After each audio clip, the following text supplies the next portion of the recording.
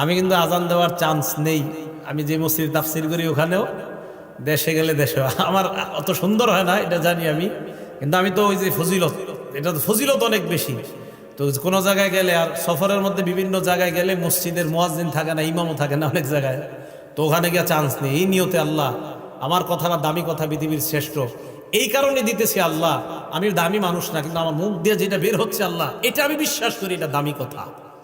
মানুষ যদি জানতো আজান দেওয়ার কি ফজিলত, তাহলে আপনারা এই এলাকাবাসী লটারি করে আপনার নামটা আনার চেষ্টা করতেন যে হুজুর লটারি দেন প্রয়োজনে, তাও আমার নামও যেন অন্তত আসে, আমি যেন আজান দিতে পারি। কারণ ফজিলত জানলে কেউ আরেকজনের চান্স দিবে না, বাধ্য হয়ে মানুষ লটারি করত কে কার আগে আজান দিবে। দলিল সহিহ বুখারী 652 নম্বর হাদিস। عن أبي هريرة رضي الله تعالى عنه قال قال رسول الله صلى الله عليه وسلم আবু হুরায়রা রাদিয়াল্লাহু তাআলা আনহুর বর্ণনা, আল্লাহর নবী বলেন বাইনামা রাজুলুন ইয়ামশি বিতরিক ওয়াজাদা গুসনিন আলা শাওয়াজাদা গুসনা শাওকিন ফিত তরিক বা আলা তরিক। নবীজি বলেন এক ব্যক্তি রাস্তা দিয়ে হাঁটতেছে, হাঁটতে হাঁটতে হঠাৎ একটা কাঁটাযুক্ত ডাল পেয়ে যায়। কাঁটাযুক্ত ডাল পাওয়ার পর ফাখরাহু, এই মনে করে কাঁটাযুক্ত ডালটা রাস্তা থেকে সরায়া দেয়, কোনো মুসলমান এই ডালের মধ্যে পড়ে আঘাত পেতে পারে, কোনো মানুষ কষ্ট পেতে পারে।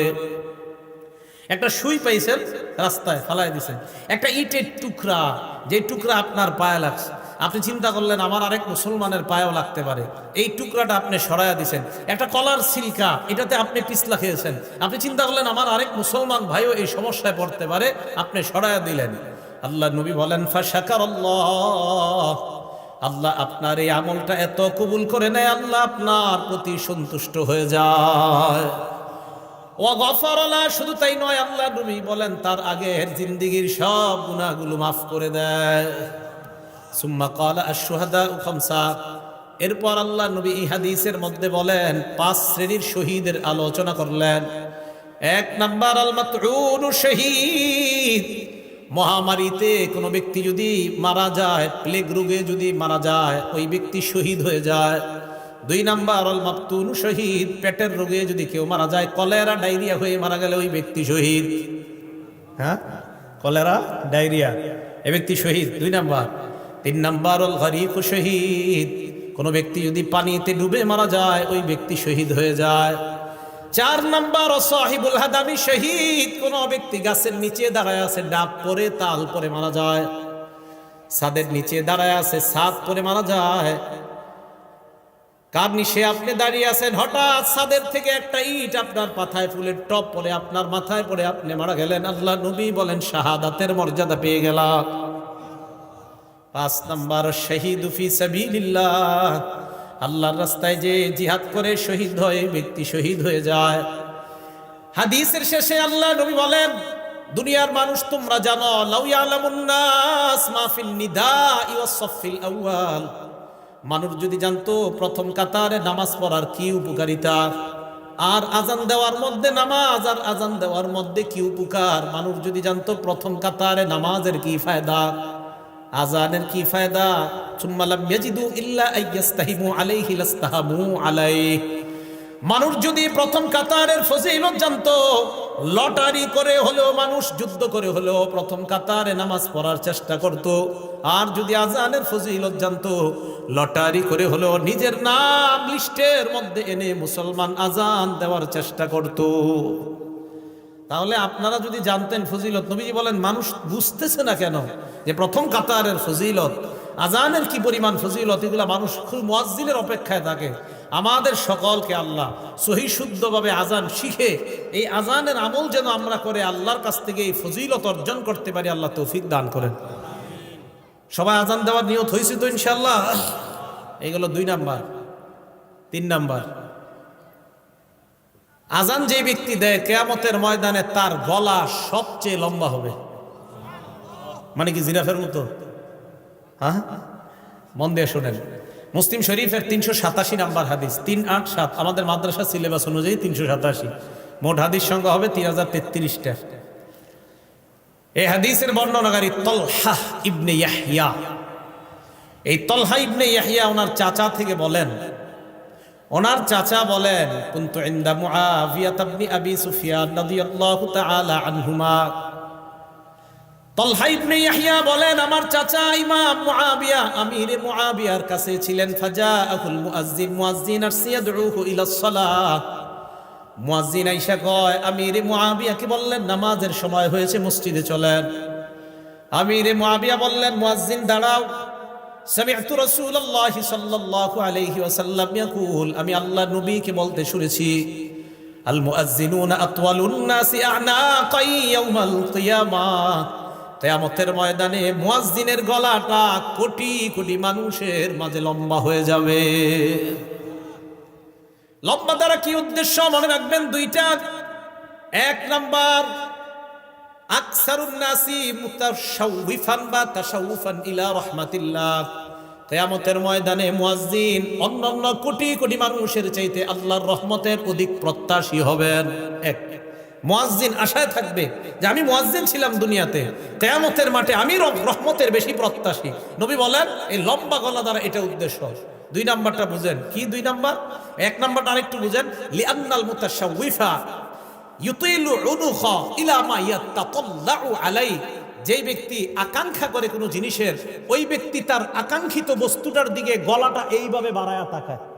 যেই ব্যক্তি কোনো জিনিসের আকাঙ্ক্ষা করে, আগে তো রেজাল্ট বের হইতো বোর্ডে, এখন তো মোবাইলে বের হয়ে যায়। আগে যখন পরীক্ষার রেজাল্ট দিত আমরা হাসি উল্লাস করতে করতে স্কুলে যাইতাম আমাদের রেজাল্ট দেখার জন্য। তো যাওয়ার পরে মনে করেন কারো 1, 2, 3-এর মধ্যে আসছে যারা, ওই 3 জন কি করে আপনার সবার মাঝে এইভাবে গলাটা সামনে বাড়ায়া দিতে চায় তার রেজাল্টটা দেখার জন্য। বোঝা গেল কোনো ব্যক্তি কোনো জিনিসের আকাঙ্ক্ষা আর আকাঙ্ক্ষিত বস্তুটা যদি দামি হয়, বাজারে মাছ আসছে আপনার রুই মাছ ভালো ভালো, আপনারা 10-20 জন সামনে দাঁড়ায় আছেন, বড় রুই মাছটার দিকে পিছন থেকে সবাই খালি গলা এইভাবে বাড়ায় বাড়ায় দেখতে চায়। বোঝা গেল আকাঙ্ক্ষিত জিনিস, যেই জিনিসটা মানুষ কামনা করে ওইটার দিকে গলাটা একটু আগে বাড়ায়। তাই আল্লাহ রসুল বলেন কিয়ামতের ময়দানে মুয়াজ্জিনকে আল্লাহ এত রহমত দান করবেন, এত সওয়াব দিবেন যে সে তার সওয়াবের জন্য বারবার গলাটা আল্লাহ রহমতের দিকে এমন করতে। মুয়াজ্জিন কি মনে থাকবে সবার? এটা হলো লম্বা গলা। 2 নাম্বার, কিয়ামতের ময়দানে মুয়াজ্জিন নেতা হবে। সুবহানাল্লাহ, কি হবে? নেতা। ওয়াল আরাবু তাসিফু, আরবরা নেতাকে তাসিফু সাদাতা বিতুলিল উলুক। আরবরা কখনো কখনো নেতাকে বলে লম্বা গলাওয়ালা। আরবরা কখনো কখনো লম্বা গলা দ্বারা নেতা উদ্দেশ্য করে থাকে। আল্লাহ রাসূল এই হাদিসের মাধ্যমে দ্বিতীয় অর্থ বুঝায়, ও মুসলমান, কিয়ামতের ময়দানে মুয়াজ্জিন তো নেতৃত্বের আসন গ্রহণ করবে। আপনারা চাই স্টলে একজন আরেকজন ইনশাল্লাহ এই কথাটা বুঝাইতে পারবেন না? এলাকার ভাষায় বুঝাই দিবেন। আমরা গীবত শেখায়ত করব না, আমরা এইগুলো আলোচনা করব ইনশাআল্লাহ। আল্লাহ আমাদেরকে তৌফিক দান করেন। এটা গেল আপনার লম্বা গলার ব্যাখ্যা। তাহলে 3 নাম্বার, কিয়ামতের ময়দানে মুয়াজ্জিনের গলাটা হবে সবচেয়ে লম্বা। 4 নাম্বার ফজিলত, আশ-শায়তানু ইয়াফিরু মিনাল আযান।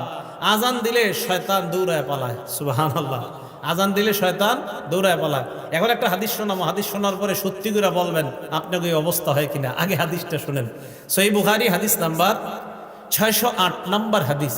এই হাদিসের বর্ণনাকারী আবু হুরায়রা রাদিয়াল্লাহু তাআলা আনহু, তিনি বলেন, আন আবি হুরায়রা রাদিয়াল্লাহু তাআলা আনহু قال قال رسول الله صلى الله عليه وسلم اذا نودي للصلاه ادبر الشيطان وله ضرات। আজান যখন দেওয়া হয় শয়তান পিছনের রাস্তায় হাওয়া ছাড়তে ছাড়তে পালায়। সুবহানাল্লাহ। হাত্তা লা ইয়াসমা'ু তাযীন, এমন দূরত্বে চলে যায় যে দূরে গেলে আর আজান শোনা যায় না। এই জন্য মাইকের আজানের আওয়াজ যত দূরে যাবে শয়তান এই পরিমাণ দূরে চলে যায় যেন আর আজানের আওয়াজ শোনা না যায়। এরপরে দেখেন, হাত্তা ইযা কদান নিদা, মুয়াজ্জিন সাহেব যখন আজান শেষ করে, আকবালা, শয়তান আবার আইসা মসজিদের আশেপাশে ঘুরতে থাকে আর মুসল্লিদের অপেক্ষা করতে থাকে, আসো মুসল্লিরা আসো। হাত্তা ইযা সুওয়িবা বিস-সালাহ, এরপর যখন আজান ইকামত দেওয়া হয়, কি ইকামত দেওয়া হয় না, আদবারা, শয়তান আবার পালায়। হাত্তা লা ইয়াসমা'ু তাসবিহ, ইকামত যেন শোনা না যায় এই দূরত্ব পালায় যায়। হাত্তা ইযা কদাত তাসবিহা, ইকামত শেষ হলে আবার শয়তান দৌড়ে আসার পর হাত্তা ইয়াখতুরা বাইনাল মারই ওয়া নাফসিহি, মানুষের মাঝে আর তার নফসের মাঝে শয়তান বৈশা ধোঁকা দেওয়ার চেষ্টা করে। আর শয়তান ওই ব্যক্তিকে বলে উযকুর কাযা ওয়া কাযা লিমা লাম ইয়াযকুর। শয়তান মুসল্লিকে বলে ওইটা স্মরণ কর, ওইটা স্মরণ কর, যেগুলো নামাজের বাহিরে মুসল্লির কোনোদিনও স্মরণ হয় না। এই হাদিসের অনুবাদ এটা। শয়তান মুসল্লিরে কয় এটা স্মরণ কর, ওইটা স্মরণ কর, লিমা লাম ইয়াযকুর, যেটা এই মুসল্লি জিন্দিগিতেও স্মরণ করে না নামাজে। যেমন আপনি নামাজে দাঁড়াইছেন, আপনার বয়স বর্তমানে 31 বছর 32 বছর। শয়তান আপনার বলবে তুই যে 7 বছর বয়সে তোকে ডেঙ্গাটা দিয়ে হাঁটছিলি মনে আসেনি, আচ্ছা কি দরকার আছে এটা এখন মনে করানো? এইগুলা ফাও জিনিস শয়তান আপনাকে মনে করাবে নামাজে। তো রাসূল বলেন শয়তান আপনাকে বলবে উযকুর কাযা ওয়া কাযা লিমা লাম ইয়াযকুর, তোমার এমন এমন জিনিস শয়তান মনে করাবে যেগুলো তোমার জিন্দেগিতেও মনে করে না। এবার সত্যি করে বলেন তো এরকম জিনিস আসে কিনা নামাজে? নামাজে দেখবেন যত আজগুবি, আপনার নামাজে মনে হবে আমি যদি বিল ক্লিনটন হইতাম, আচ্ছা কি দরকার আছে আপনার এটা মনে হওয়ার? এইগুলা শয়তান আপনাকে নামাজে এরকম মনে করাবে। তো রাসূল আকরাম সাল্লাল্লাহু আলাইহি সাল্লাম বলেন শয়তান আজান শুনলে পালায়। তাহলে বলেন তো যে জিনিসের মাধ্যমে শয়তানকে দৌড়ের উপর রাখা যায় এই আমলটার নাম কি? আজান। সবাই বলেন এই আমলের নাম কি? তো আমরাও চাই না, আমরাও ইনশাল্লাহ একদিন আমাদের এই অস্ত্র দিয়া শয়তানকে দৌড়ের উপর রাখবো। কারা কারা চাই ইনশাল্লাহ? তাহলে অন্তত জীবনে একদিন হলে আজান দিয়েন, যেন আপনার আজানে শয়তান দৌড়ের উপর থাকে। আল্লাহরে বলতে পারবে আল্লাহ ওরে একদিন দৌড়ের উপর আমি রাখছি। এখন কথা হলো শয়তান আজান শুনলে কেন পালায়? 2 কারণ। বলেন কয় কারণ? হ্যাঁ মনে রাখবেন। 1 নাম্বার, শয়তান আজান শুনলে পালায় এই কারণে পালায় হাত্তা লা ইয়াশহাদা লিল মুআজ্জিন ইয়াউমাল কিয়ামাহ। শয়তান যেন কিয়ামতের ময়দানে মুয়াজ্জিনের পক্ষে সাক্ষী না দেয়, তাই শয়তান পালায়। হাদিসে আসছে আজান যেই শুনবে সেই সাক্ষী দিবে। তো শয়তান যদি শুনে ও তো সাক্ষী দিতে হবে, তাই শয়তান পালায়া যায় যেন মুয়াজ্জিনের পক্ষে আল্লাহর কাছে সাক্ষী দেওয়া না লাগে। 1 নাম্বার এই কারণে পালায়। 2 নাম্বার শয়তান পালায়, ইবনে হাজার আসকালানী রহমতুল্লাহ আলাই বুখারী শরীফের ব্যাখ্যা গ্রন্থ লেখছে ফাতহুল বারী 2 নম্বর খণ্ড 87 নম্বর পৃষ্ঠায় উনি লেখেন লিআন্নাল আযানা দুআউন ইলা সালাতিল মুশতামিলা। কেননা আজান এমন এক আহ্বান, যে আহ্বান মানুষকে নামাজের দিকে ডাকে। এমন নামাজ যেই নামাজ মুশতামিলাতুন আলা সুজুদিল্লাযী আবাহ, যেই নামাজের মধ্যে সেজদা আছে, আর ওই সেজদা শয়তান অস্বীকার করেছে আল্লাহর সামনে। আল্লাহ বলছিল উসজুদু লি আদম, শয়তান সেজদা করে নাই। আল্লাহ বলছে শয়তানকে, ইবলিসকে বলছে উসজুদু লি আদম, আদমকে সেজদা করো। ইবলিস সেজদা করে নাই। বলেন তো মুয়াজ্জিন আজান দিলে আমরা যে ইবাদত করতে যাই এটার নাম কি? নামাজ। নামাজের মধ্যে সেজদা আছে না নাই? তো যেই নামাজে সেজদা আছে এমন নামাজের আহ্বান শয়তান এই জন্য শুনতে চায় না যে তোরা এমন এক কাজ করবি একটু করে সেজদা, যেই সেজদা অস্বীকার করার কারণে আল্লাহ আমারে জান্নাত থেকে বের করছে। আমি এমন আজান শুনতে চাই না, তাই শয়তান আজান শুনলে পালায়া যায় যেন ও আপনার আর আমার বন্ধু না হয়। কারণ ও তো সেজদা অস্বীকার করে, আমরা সেজদা স্বীকার করি, ও অস্বীকার করার জন্য পালায়া যায়। এই 2 কারণে শয়তান পালায়। 1 নাম্বার কিয়ামতের ময়দানে যেন সাক্ষী দেওয়া না লাগে।